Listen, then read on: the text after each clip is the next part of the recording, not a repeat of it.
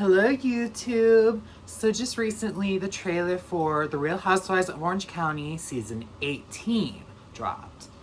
And I'm very excited. That was a fiery trailer, so I thought what better time to revisit and discuss my thoughts on all the housewives past and present, Orange County specific. There's been a lot of housewives. A good majority of them have not stuck around for long, but I've got my opinions on them, so why not share? I'll start with some of the one-season wonders who did not last very long, but they had some impact, I guess. All the way back in season 1, we had Kimberly. 85% of the women around here have had breast implants. Kimberly was your pretty standard Orange County housewife. She had the breast implants, that iconic tagline. Oh my goodness. I thought she was pretty compelling. She was open with her cancer experiences, and I would have liked to see her on more seasons, but she moved away. Maybe there's some drama there. I don't know. Hope you're doing well, Kimberly. She fell off the map, huh? But she had her one season, and hey, she helped the show get to where it is. So there we have it, Kimberly. Next is Quinn Fry. I love having a younger man in my life. Who just did not mesh with the group at all. She came off as very fake. Her cameo appearances in later seasons were kind of funny, but who cares about Quinn Fry? Irrelevant. Probably one of the most forgettable people to ever step foot on the show. Next is the first of the Peggys, Peggy Tanos.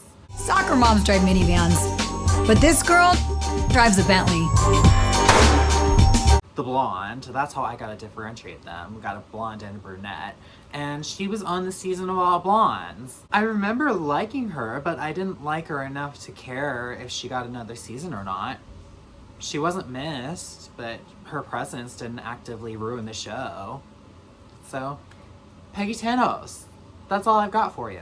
Next is Lizzie. Standing out is much more fun than fitting in. Was most known for her feud with Tamara. She came on the same season as Shannon. I felt Shannon was by far the better newbie. I didn't really think Lizzie meshed with the group that well, and she felt like a try-hard to me.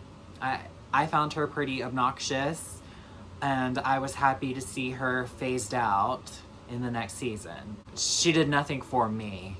That's all I've got to say on her, really. I guess I'll talk about the 100th housewife, the second Peggy. I'm living the American dream one sports car at a time. For being the 100th housewife, you'd think there'd be something special with her, but I'm pretty sure she only got cast because she's rich, and she was extremely boring besides that. She was very weird. Peggy, another boring Peggy. We need to get another Peggy in here. Let's get a third Peggy to prove that the Peggy name is not cursed. I don't know, sorry to the Peggys out there. You can't get much better representation than these two one and dones. Next is Elizabeth Vargas. I earn my money the old-fashioned way, marrying it, then making more. She was cursed with being on the COVID season. They had just gotten rid of long-running Tamara and Vicky, which also didn't go in her favor. But I thought she was probably the most interesting part of the season with her cult revelation. I would have liked to see her get another season instead of some of the other people on the cast, which I will get into. You were on a bad season, so sorry, Elizabeth.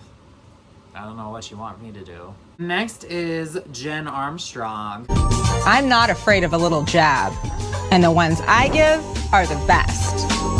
Who was just a puppy dog follower, worshiping the ground that Heather Dubrow walked on. It was very embarrassing. She is a loser, and she got rightfully fired after one season. Flop. And she's got all sorts of scandals too, so consider yourself lucky that you got fired, because they would have been on you if you came back.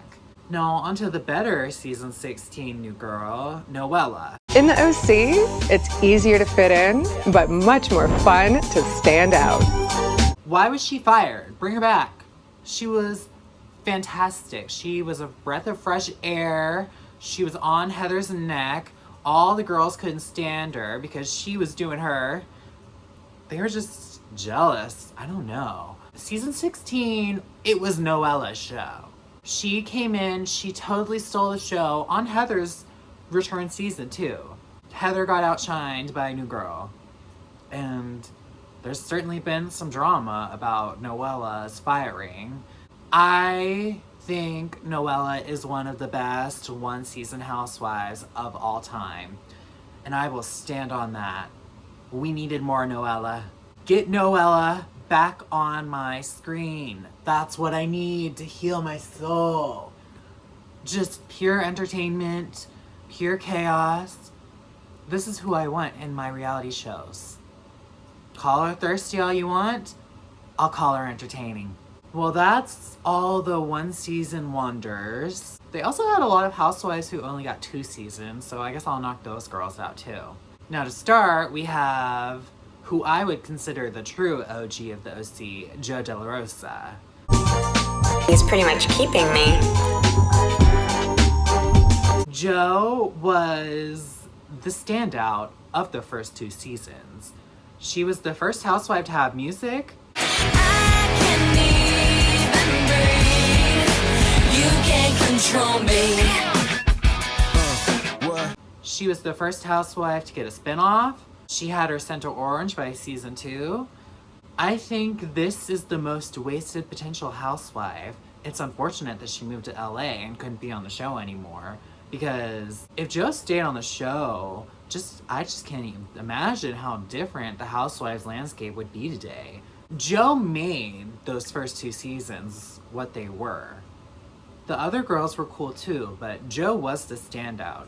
We had the first bit of real drama at the end of season 1 when it was revealed that Slade got with Lori after him and Joe broke up, which was like, the first time I saw that, I couldn't believe it. Oh my gosh. That was some drama that I was not expecting in that first season.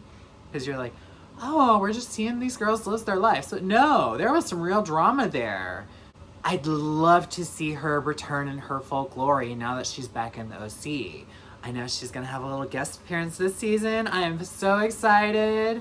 I'm streaming the song still. Let's get a new album. Come on, Joe. I'm ready for the Joe comeback. It's time. It's been so long. Let's get it. Next is Tammy Knickerbocker. I don't let my kids or my exes drive me crazy. She wasn't bad. She did what she was supposed to do for the early seasons. She wouldn't have lasted as the show evolved. That's why she's not on it anymore. But for what the show was back in season 2, season 3 when she was on, Tammy was a solid housewife. I don't have any strong opinions about her though. Next is another wasted potential housewife in my opinion. It's Lynn Curtin. It's not about how much money you have. It's about how good you look spending it. The journey she had in season 5, where we start off seeing her get a facelift and then we end the season with her daughter getting an eviction notice. She's the true housewife living above her means. That was insane to watch. I would have liked to see the fallout from that. I needed more Lynn. I feel like she was fired too soon.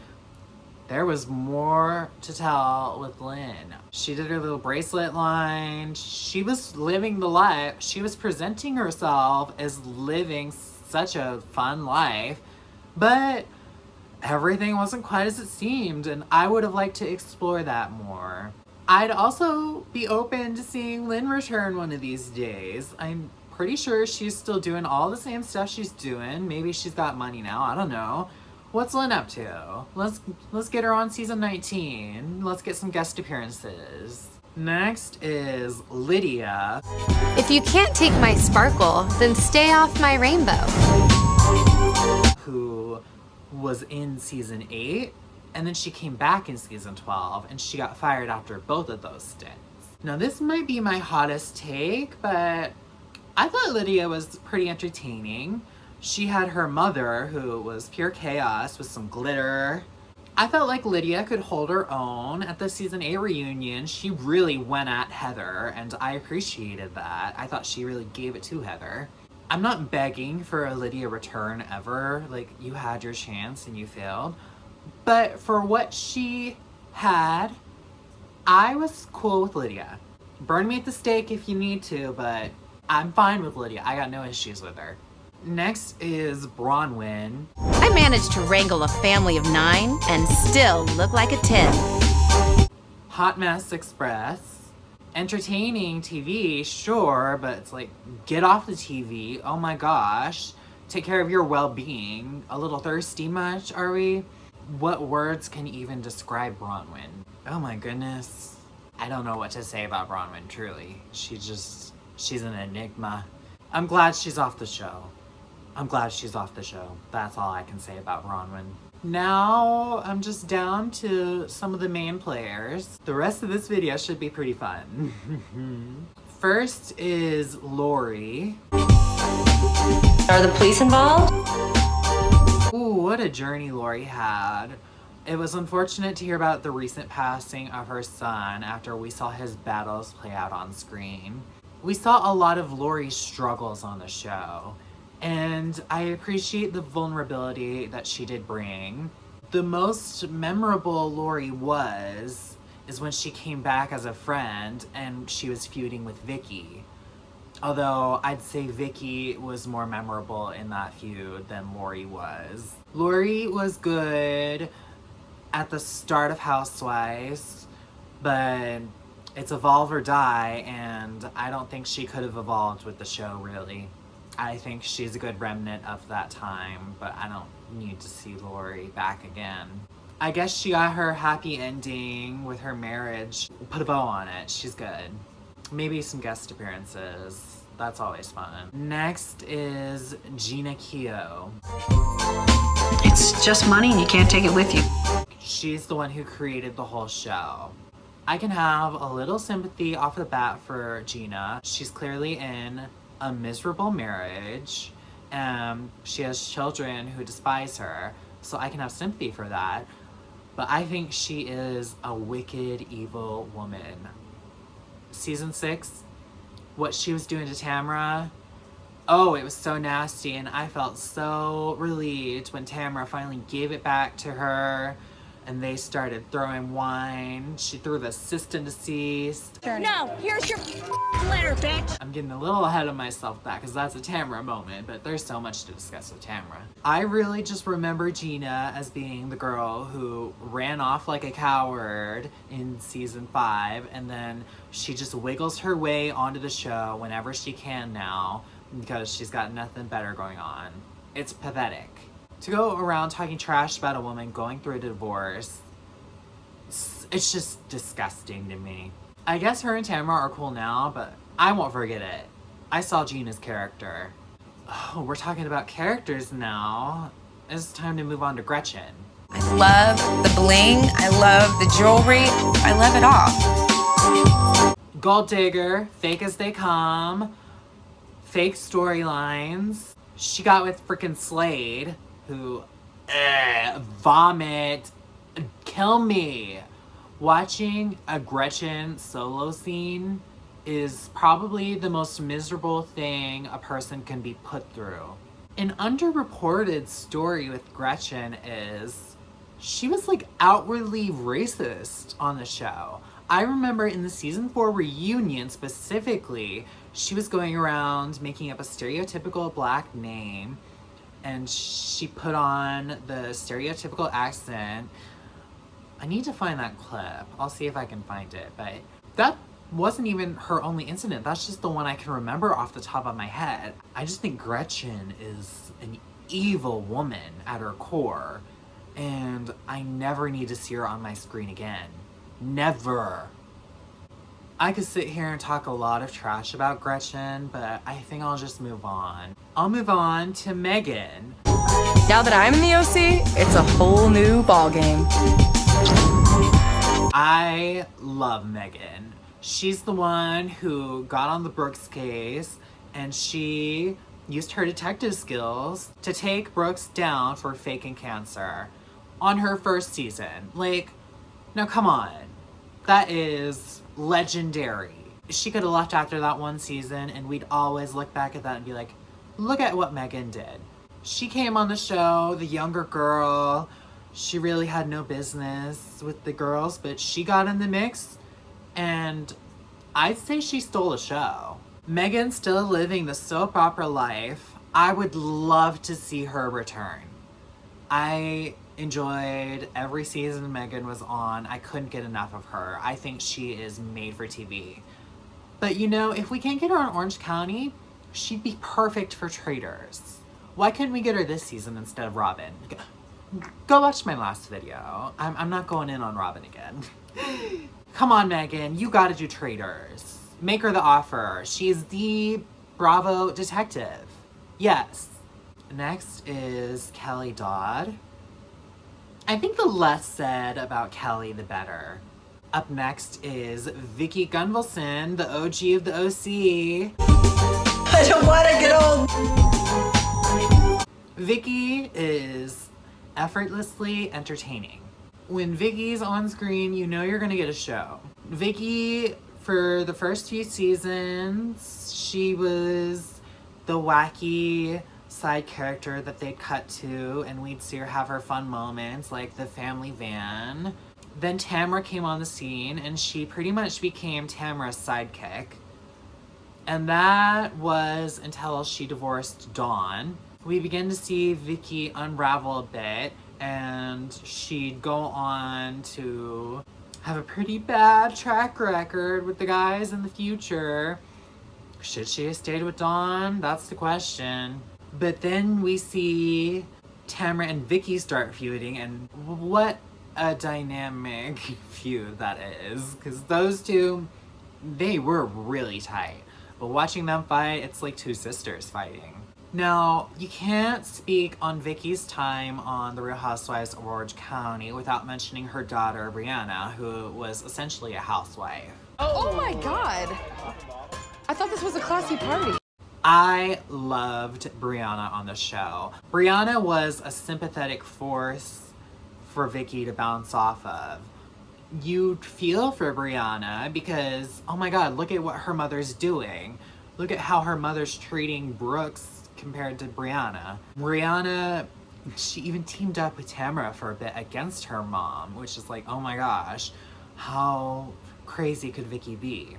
But back to Vicky herself, well, she was just doing so much awful stuff. I just couldn't really help but feel a little bit of sympathy for her watching everything. Like, oh my gosh, that is a lot.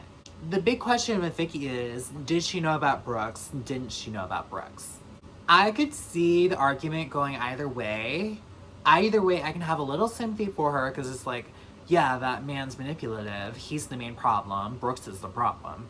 I feel like Vicky could blind herself to the obvious because she's so desperate for love. But I feel like Vicky's a smart girl, so I wouldn't be shocked if she knew and she was helping. But I think the main thing that sticks out to me about her dynamic with Brooks is she's just desperate for love. And I hope she does find that eventually. And I hope instead of coming around for guest appearances when she stated that she'd only come back full time, I hope that she can find peace in her life. And I don't know if that's on the show, but I feel like she'll never really be separated from the show. She'll always be, in her mind, the OG of the OC, and she'll always be drawn to the show. Well, I wish she'd just pick a side. I will enjoy watching her guest appearances this season, especially with the Tres Amigas fallout. Now on to the official cast of the season. I'll start with the friend of the newly returning Alexis. God is my savior, my husband is my king, and my body, it's sinful. I'm very excited to see her in her new place in life. She's done with Jim, who was the pretty toxic Christian mess, and he clearly had a strong influence on her. Alexis is the like delusional, she's a bit ditzy, she was good for funny moments, but she can't really hold her own, so she'd get eaten up by the girls pretty easily. Being constantly intimidated and pushed when you're the weaker person is being a bully, and that's what was happening. You know what, you want to call a bully card, then you know what, then I suggest that you go home and you get bullied there. I'm just very curious to see her evolution. She's with Shannon's ex now, which, filthy, worst girl code. Ugh, icky. Is it real love? I don't buy it. I think it's another Slade situation. I think that Shannon's ex likes the spotlight. I wouldn't want to take somebody's sloppy seconds either. I guess her and Shannon have never been on the show together, but like, there's a sisterhood. Don't take icky, but I am excited to see Alexis back. It'll be messy. Next, I'll touch on Jennifer Padranti. My core may be strong, but my resilience is stronger. Who is going into her second season. Congratulations, you don't join the long lineup of one-season wonders. But I'm not sure she'll make it to 3, because I think this will be a make or break season. I'm not sure Jennifer has it in her to really be a housewife. She's a very nice woman, very lovely, but we never really saw her stand up for herself, and that's an important quality in a housewife. I will have my eye on her this season. I hope she's able to really find her own and succeed as a housewife. Now, talking about her husband, everything everybody's ever said about him is true. I question Jennifer's judgment staying with him. I'll be very curious to see how the recent headlines shape up. Good luck, Jennifer. You'll need it.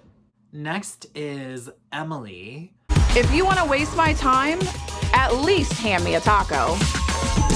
What's there to say about Emily? I don't know how she's been on the show this long. What are you doing here? How are you still here after all this time? She doesn't bring anything to the show.